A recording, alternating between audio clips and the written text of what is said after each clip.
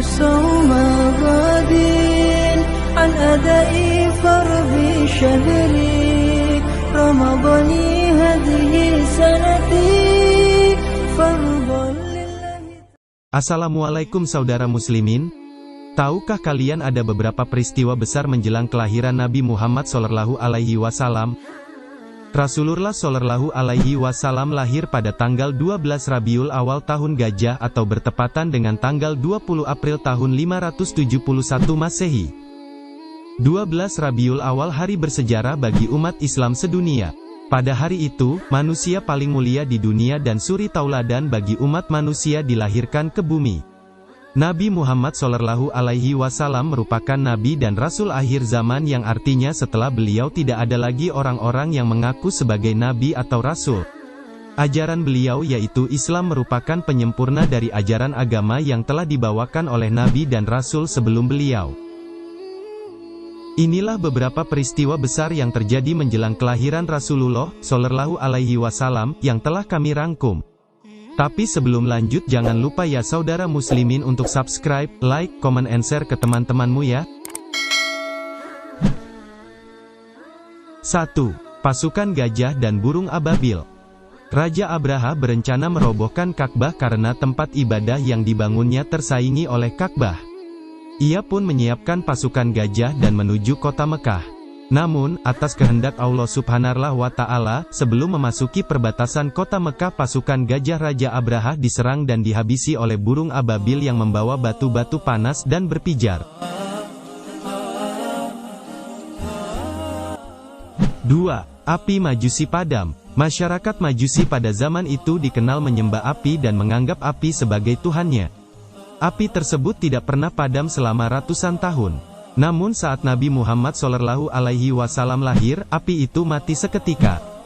Para pengikut Majusi berusaha menyalakan api tersebut tapi tetap tak bisa. 3. Jin tidak bisa mencuri berita dari langit. Sebelum kelahiran Nabi Muhammad SAW, para jin leluasa mencuri berita gaib dari langit untuk disampaikan kepada para tukang sihir. Setelah kelahiran Nabi Muhammad SAW, jin yang berusaha mencuri dengar berita gaib dari langit akan menjumpai panah api yang akan membunuh mereka. Ketika mereka dilarang naik ke langit, maka mereka berkumpul pada iblis, raja setan. Mereka berkata, dahulu kami bisa naik ke langit, tetapi hari ini kami telah dilarang untuk naik. Iblis menjawab, menyebarlah kalian di muka bumi, dari barat sampai timur, dan perhatikan dengan seksama apa yang sebenarnya telah terjadi. Mereka lalu menyebar. Setelah mengeliling bumi dari timur ke barat, sampailah mereka ke kota Mekah. Di sana tampak oleh mereka Nabi dan Rasul sedang dikelilingi para malaikat, dan memancarkan cahaya dari dirinya hingga mencuat ke langit, sedangkan para malaikat saling memberi ucapan selamat satu dengan yang lain. Kemudian setan-setan itu kembali menghadap iblis, sambil menceritakan semua apa yang telah mereka saksikan. Maka iblis pun berteriak dengan suara yang sangat keras, telah keluar ayatul alam dan rahmat bagi Bani Adam, karena itulah kalian telah dicegah untuk naik ke langit, tempat pandangannya dan pandangan umatnya. 4. Bintang besar bercahaya. Para ahli kitab, kaum Yahudi dan Nasrani, melihat bintang besar dan bercahaya seperti berlensa tepat di hari kelahiran Muhammad SAW, sebelumnya bintang itu tidak pernah terlihat. Di antara mereka ada yang berseru, Nabi penutup zaman sudah lahir. Kabul Ahbarra berkata, saya telah melihat di dalam Taurat bahwa Allah Ta'ala telah mengabarkan kepada kaum Musa tentang saat keluarnya Muhammad SAW. Sesungguhnya bintang tetap yang telah kamu ketahui itu, bila ia bergerak dari tempatnya menandakan bahwa Rasulullah SAW telah keluar. Ketika Rasulullah SAW lahir, bintang itu pun bergerak dan pindah dari tempat asalnya.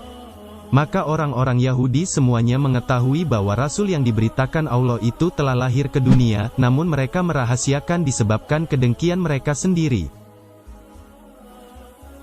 5. Pohon kurma kembali berbuah. Dalam Injil, kitab suci Nabi Isa alaihissalam, digambarkan tentang tanda-tanda kelahiran Nabi Muhammad SAW. Bahwasanya apabila pohon kurma kering mengeluarkan daun-daunan, maka itu menandakan keluarnya Rasulullah ke dunia. Ketika Rasulullah lahir, pohon kurma yang kering dan layu menjadi segar, berdaun dan berbuah. Melihat hal itu, orang-orang Nasrani itu pun mengetahui bahwa Rasul yang dijanjikan Allah di dalam kitab Injil itu telah lahir ke dunia. Tetapi hal itu mereka rahasiakan.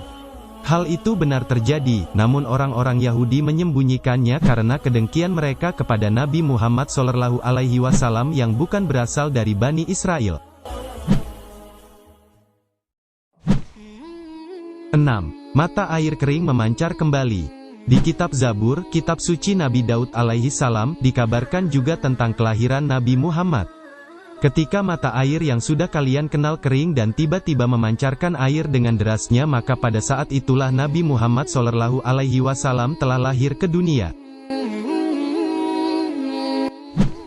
7. Berhala bersujud. Diriwayatkan bahwa sesungguhnya Abdul Muthalib berkata, "Sewaktu ku berada di dekat Ka'bah, patung berhala yang ada di dalam Ka'bah tiba-tiba jatuh tersungkur dari tempatnya dalam bentuk bersujud kepada Allah Ta'ala.